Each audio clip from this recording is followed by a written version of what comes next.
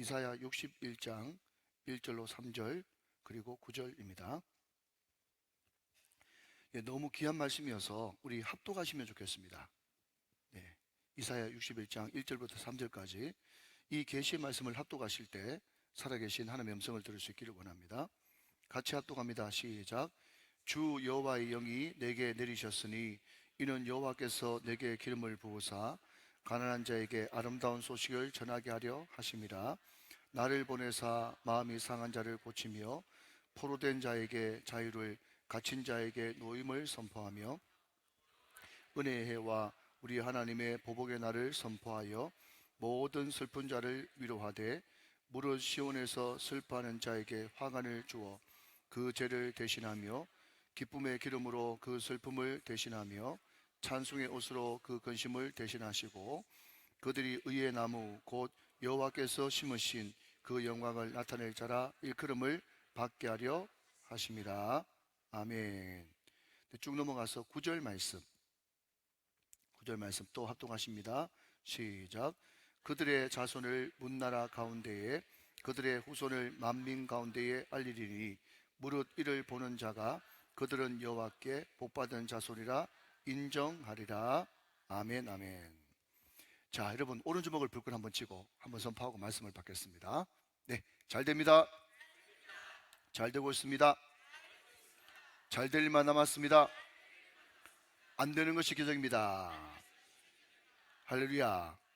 네, 손을 내리기 전에 한 번 더 한번 선포하고 말씀을 듣겠습니다. 일어나라 빛을 발하라. 시작. 일어나라 빛을 발하라. 한 번만 더 합니다. 일어나라 빛을 발하라. 시작. 일어나라 빛을 발하라. 아멘. 여러분 이 구호를 외치니까 금방이라도 벌떡 일어날 것 같죠? 그리고 빛을 쫙 비출 것 같죠? 자, 그런데 여러분 제가 이 구호로 오늘 설교를 시작한 것은 지난주에 우리 들었던 말씀을 복습하기 위해서 그렇습니다. 우리가 수련회 때마다 일어나라 빛을 발하라, 일어나라 빛을 발하라 많이 외치기도 하고 또 슬로건처럼 걸기도 했는데 중요한 것은 너무너무 좋은 말씀인데 그러나 그럼에도 불구하고 내 스스로는 내 힘으로는 죽었다 깨어나도 일어날 수도 없고 빛을 발할 수도 없다. 그렇게 말씀드렸습니다. 왜냐하면 우리들은 스스로 빛을 발하는 발광체가 아니라 누군가가 빛을 비춰줘야만 빛을 발하는 반사체이기 때문에 그렇다고 제가 말씀을 드렸습니다. 기억나시면 아멘. 그러면 우리가 일어날 수 있고 빛을 발할 수 있고 리얼리 크리스찬으로 이 세상에 소원과 빛으로 살아갈 수 있는 유일한 길은 요한복음 1장 9절 말씀에 참빛 되시는 예수님이 우리 가운데 빛을 비춰주셔야 되는 거고 또 하나님께로부터 예수님께로부터 나오는 그 여호와의 영광이 우리 가운데 임할 때에만 우리는 영광을 드러낼 수 있고 빛을 발할 수 있는 리얼리 크리스찬이 될 수가 있다. 그렇게 말씀을 드렸습니다. 기억나시면 아멘. 자, 여러분 같은 맥락에서 오늘 본문 여러분 1절 말씀도 굉장히 유명한 말씀인데 앞부분만 한번 같이 한번 보시면 주 여호와의 영이 내게 내리셨으니 이는 여호와께서 내게 기름을 부으사 그랬습니다. 자, 여러분 여기에 제가 주 여호와의 영이 내리셨다 그리고 내게 기름을 부으셨다 라고 하는 단어에 제가 하이라이트를 쳐놨습니다. 여러분 이것이 지난 시간에 우리가 배웠던 이사야 60장 1절에 일어나라 빛을 발하라 이는 내 빛이 이르렀다 여호와의 영광이 내 위에 임하였다. 자, 여러분 한번 따라 하실까요? 내리셨다, 부으셨다, 이르렀다, 임하였다. 이 모든 단어가 원문에도 다르고 우리말 단어도 다르지만 그럼에도 불구하고 이 네 가지 단어는 다 동일한 의미의 반복이다 하는 것입니다. 무슨 말이죠? 여호와의 빛이 이르러야 되고 여호와의 영광이 임해야 우리가 일어날 수 있고 빛을 발할 수가 있고 오늘 이사야 61장 1절 뒷부분에 보면요 너무너무 주옥 같은 말씀이 쏟아져 있지 않습니까? 뭐죠? 가난한 자에게 아름다운 소식을 전하고 마음이 상한 자를 고치고 포로된 자에게 자유를, 갇힌 자에게 노임을 선포하리라.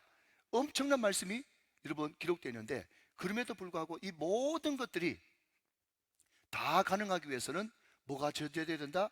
주 여호와의 영이 내게 먼저 부어지고 내게 임해야만 이런 역사가 일어난다. 그 말씀을 하고 있다는 것입니다. 여러분, 제가 지난주에 잠깐 스치듯이 이야기했는데 여러분 혹시 기억나는지 모르겠습니다. 여러분, 많은 학자들은 이사야서를 꿈의 선지서 이렇게 이름을 붙였어요.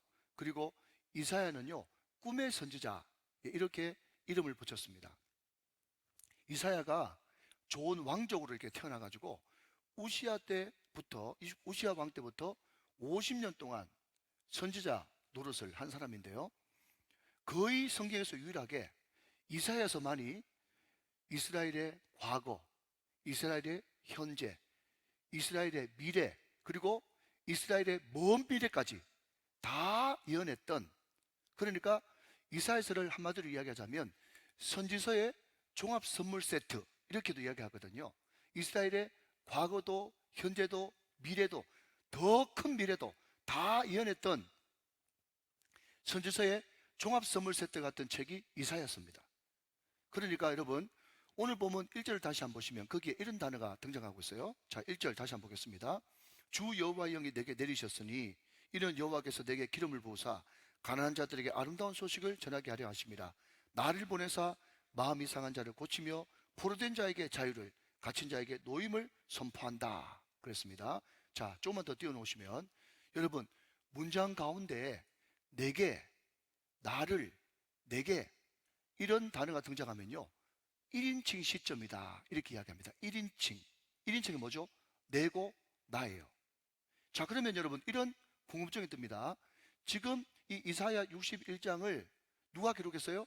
이사야가 기록했기 때문에 여기에 내게, 나를 이라고 기록된 이 1인칭이 그러면 이사야 선지자 본인을 두고 하는 말이냐 라는 궁금증이죠.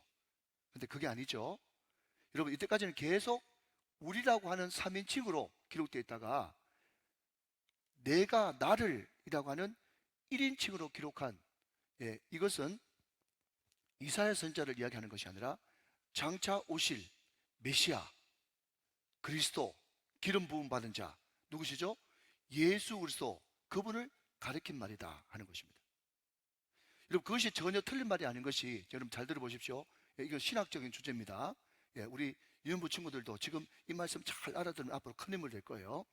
자, 여러분, 마태, 마가, 누가복음에 보면요 그 전반부에 우리 예수님의 공생애를 기록하고 있습니다.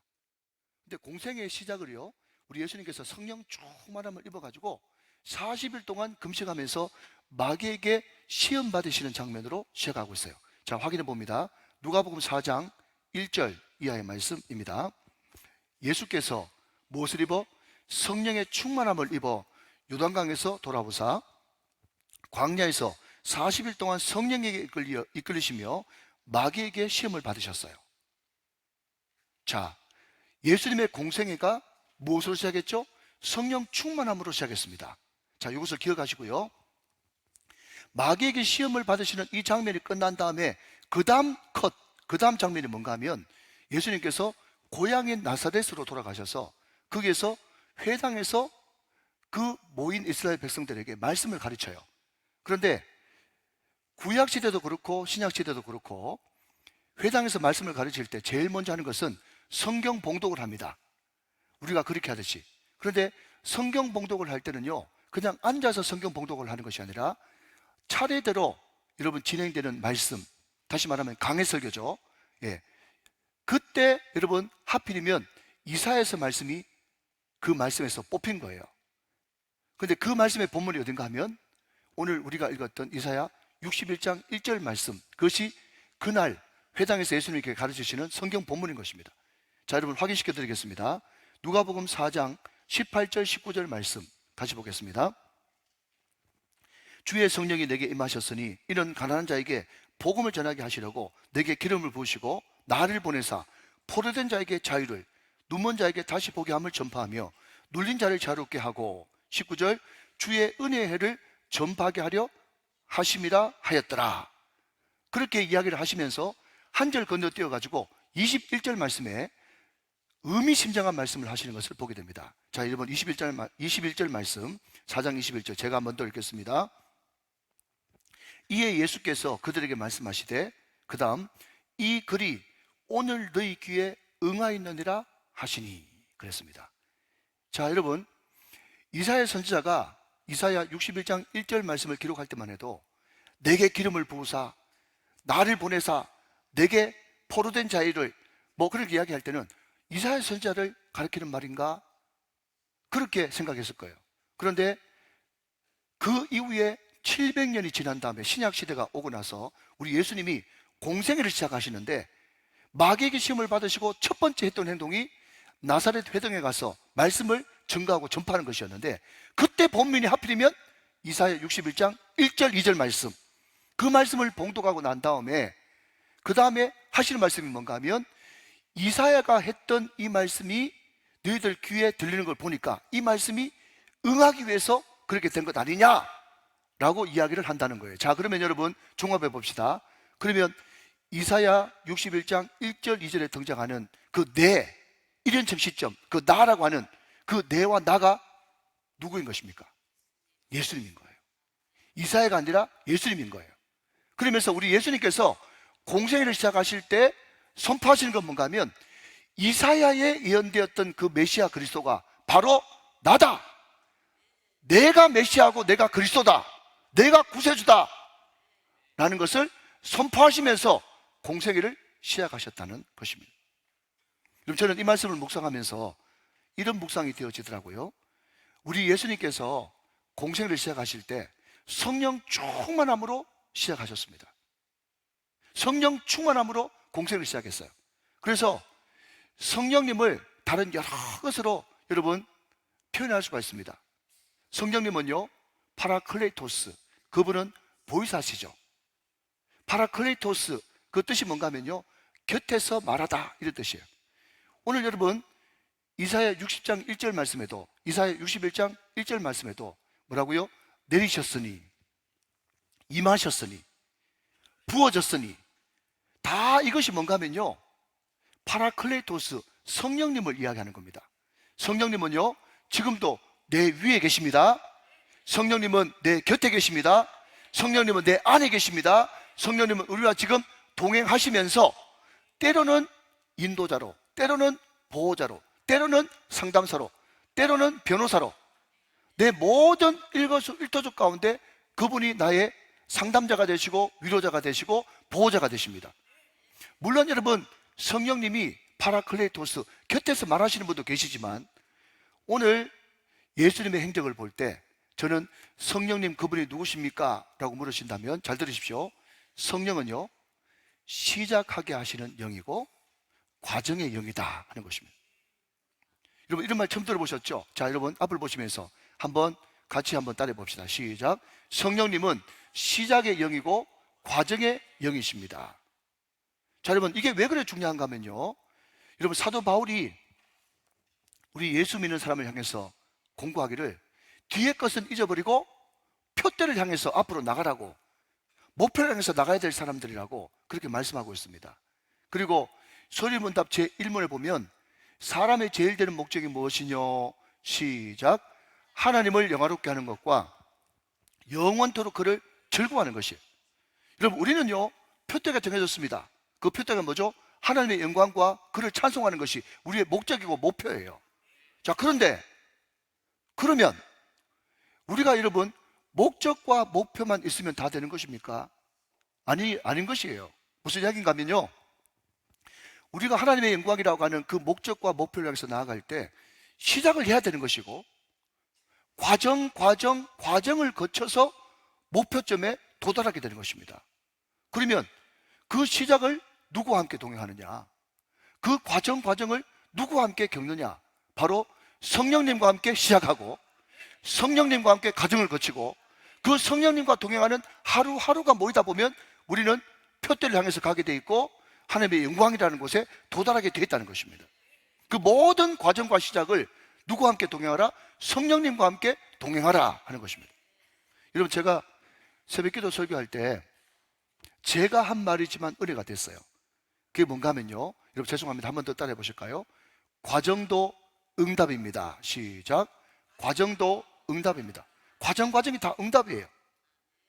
여러분, 우리가 성경을 읽을 때 절대로 경계해야 될 하나는 뭔가 하면 성경을 위인전집 읽듯이 읽는 것입니다. 무슨 이야기인가 하면 성경에 등장하는 유명한 사람들이 있습니다. 요셉이 있습니다. 다윗이 있습니다. 다니엘이 있습니다. 그 사람들의 공통점은요, 환난과 어려움 각구에 환난이 있었지만 그럼에도 불구하고 최선을 다해서 노력하고 하나님 앞에 열심히 기도하고 하나님 앞에 부르짖었더니 결국 하나님께서 총리로 만들어 주었습니다. 그 어려운 시대 때 3번이나 국무총리했습니다. 왕의 자리까지 올라갔습니다. 아멘. 나도 그렇게 되기를 원합니다. 이렇게 성경을 읽는 거예요. 자, 그러면 여러분, 이것을 거꾸로 바꾸면 만약 우리가 어떤 특별한 다른 사람들이 보기에 번듯한 포지션을 차지하지 못하면 우리는 아직까지 응답 못 받은 거예요. 이해되십니까? 알아듣고 계십니까? 여러분, 다니엘처럼 요셉처럼 국무총리 안 되고 다윗처럼 왕 못 되면요, 우리는 다 응답 못 받은 실패자예요. 여러분, 과연 그렇습니까? 다 예를 들 수 있지만 여러분, 시간 관계상 한 사람만 예를 들자면 요셉을 보십시오. 요셉의 하나님의 목적, 목표는 어디에 있는가 하면요, 요셉을 통해서 이스라엘 전체를 구원하고 이스라엘이라고 하는 나라를 만드는 것이 하나님의 목적이었어요. 아브라함으로부터 시작된 그 민족, 나라가 요셉을 통해서 완성되고 가장 빠른 시간에 이스라엘이라고 하는 나라를 구성할 수 있는 최적의 장소가 애굽, 이집트였기 때문에 요셉을 먼저 보내신 것입니다. 가족을 구원하고 이스라엘 나라를 만드는 것, 이것이 요셉을 향한 하나님의 목적과 목표였거든요. 그 목표를 이루기 위해서 하나님은 참으로 안타깝게도 17살 나이에 미디안 상인에 의해서 끌려가게 만드십니다. 팔려가게 만드셔요. 보디발 집에 도착하게 만드십니다. 거기서 이상한 여자를 만나가지고 여러분 감옥에 갇히게 됩니다. 거기에 술 담당 간원, 떡 담당 간원 만나가지고 그 고위 관료를 통해서 요셉에게 애굽의 모든 돌아가는, 왕국에 돌아가는 모든 정세를 다 익히게 만들고 개인 과외를 하게 만드십니다. 여러분, 애굽은 30살이 되어야만 관직에 오를 수 있는 공식적인 나이였거든요. 그때를 하나님께서 기가 막히게 기다리셨다가 바로에게 꿈을 꾸게 하셔서, 자, 여러분 한번 대답해 보십시오. 속으로. 꿈이 꾸어지는 겁니까? 꾸는 겁니까? 여보세요? 꿈이 꾸어지는 거예요? 자기가 꾸는 거예요? 꿈이 꾸어지는 거예요. 누구에 의해서? 하나님에 의해서 꾸어졌단 말이죠. 그래서 정말 갈등하고 범민하고 있는 그때에 살아났던 한 관원을 통해서 기가 막히게 요셉을 연결시켜가지고 하나님께서 반드시 자기의 뜻을 성취하고야 마시는 하나님. 그렇기 때문에 요셉이 국무총리가 됐기 때문에 여러분 응답이 아니고, 여러분 미디안 상에게 팔려가는 그 과정도, 보디발 집에 팔려가는 그 과정도, 감옥에 가는 그 과정도, 꿈을 해석하는 그 과정도, 모든 과정이 다 하나님의 응답인 것입니다.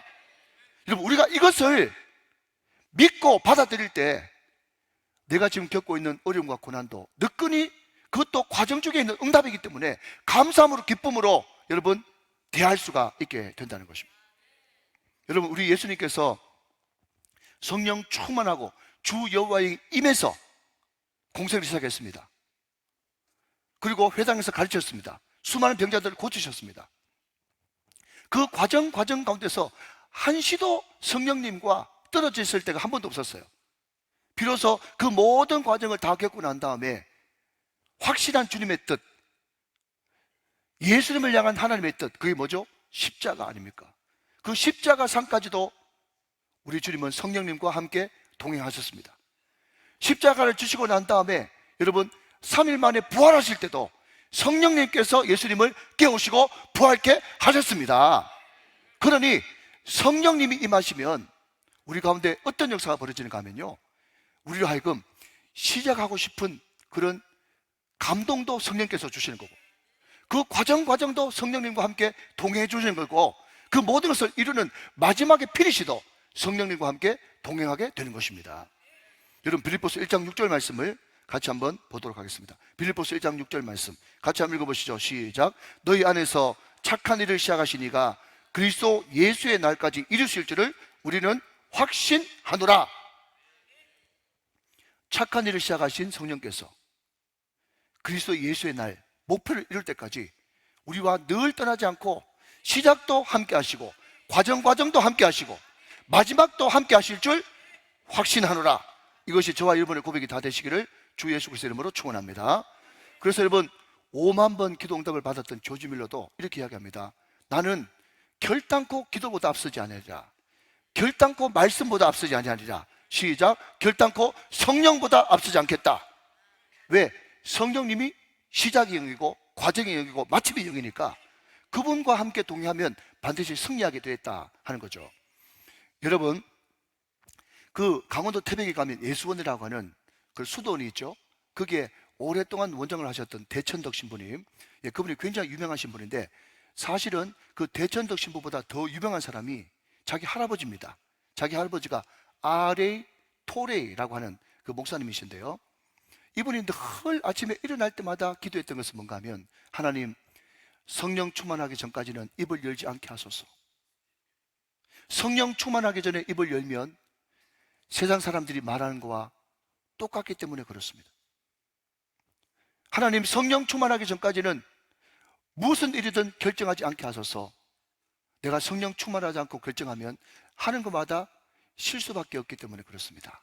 그렇게 이야기하면서 항상 이분은 성령 충만과 함께 모든 것을 시작하기를 원했습니다. 사랑하시는 우정교회 성도 여러분, 여러분들이 무엇이든지 시작할 때 성령과 함께 시작하게 되시기를 주 예수 그리스도의 이름으로 축원합니다. 그럼 제가 군대에 있을 때 그 군악대 형님 중에 나이가 많아가지고 유명한 대학에 피아노를 전공한 그 형님이셨는데, 그분이 한 27쯤 돼가지고 일반 병으로 온 분이 계셨어요. 그런데 그때 이미 결혼을 약속한 그 자매가 있었거든요.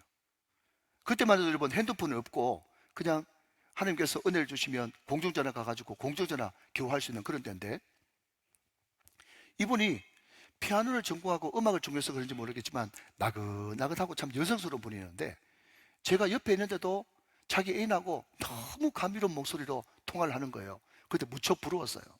그런데 이 형님한테 정말 영롱하고 고귀한 것을 제가 하나 배우는데, 그 결혼할 자매한테 늘 주일날 예배 마치고 전화해가지고 우리 내일부터 이 찬양 부르자 하면서 그 주의 찬양을 하나씩 정해 주면서 말이죠, 그냥 두 커플이 아침에 눈을 뜨면 월요일, 화요일, 수요일, 목요일, 금요일, 주일까지 아침에 눈을 뜨면 같이 똑같은 찬양을 부르면서 은혜를 받고 똑같은 찬양을 가지고 서로 말씀 나누고 그렇게 하더라고요.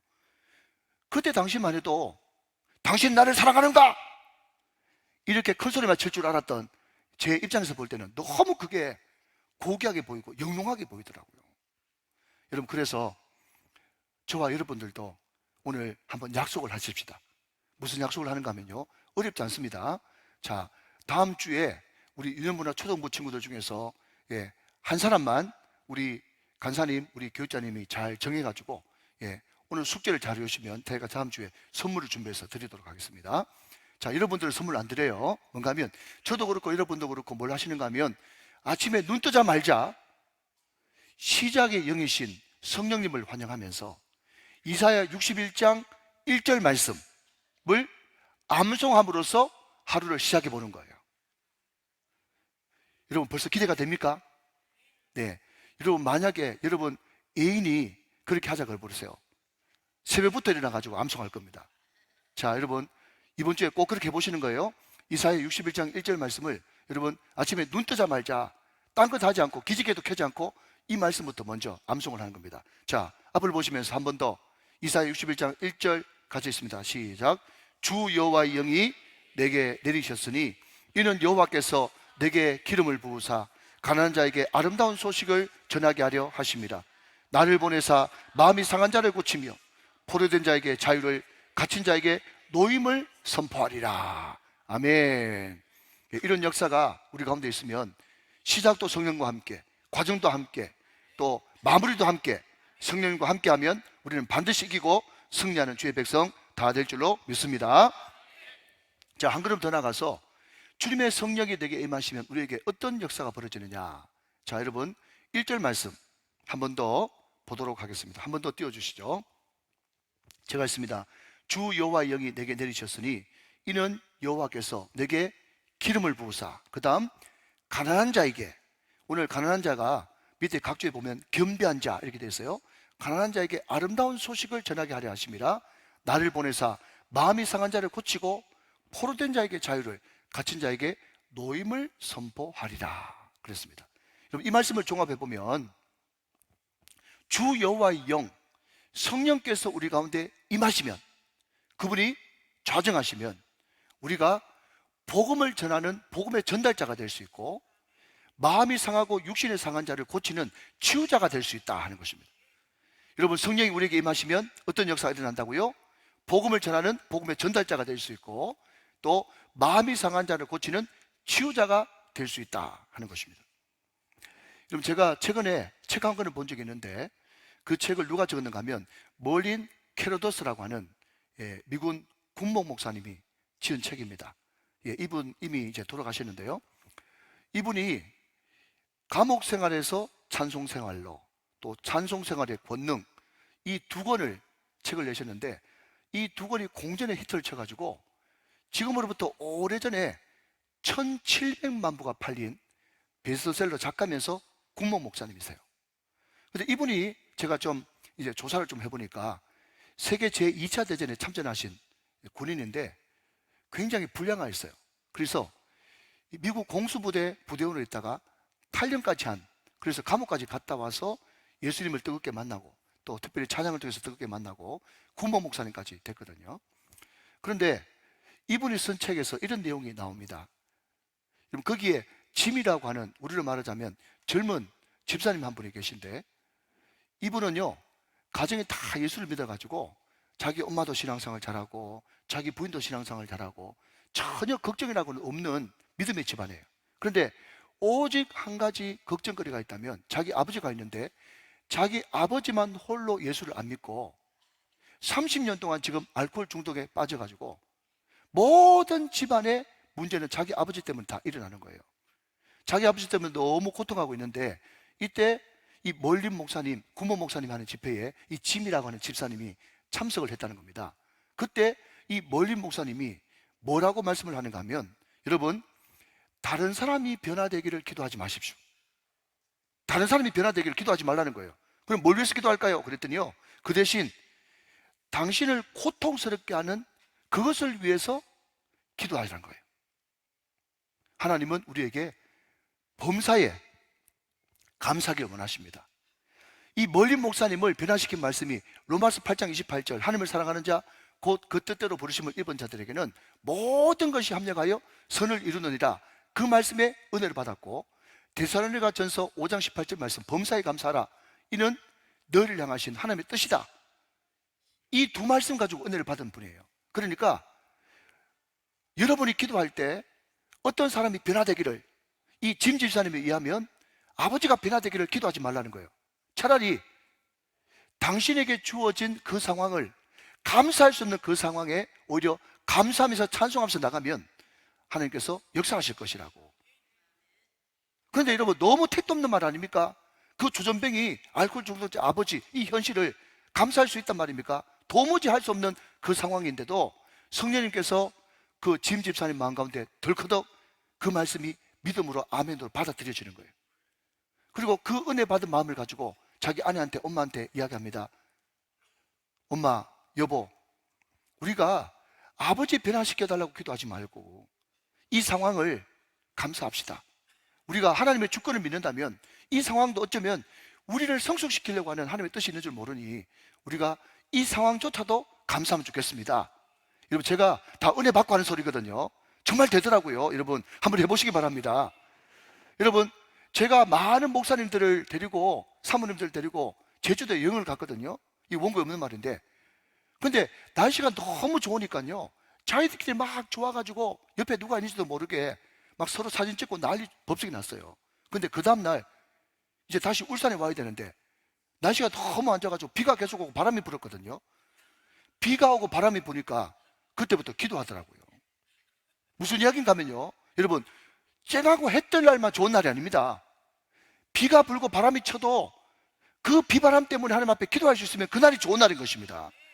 그러니까 믿음으로 막 이 가족들이 같이 아버지를 위해서 감사하면서 이런 아버지를 주신, 이런 상황을 주신 하나님 앞에 감사하기 시작했어요.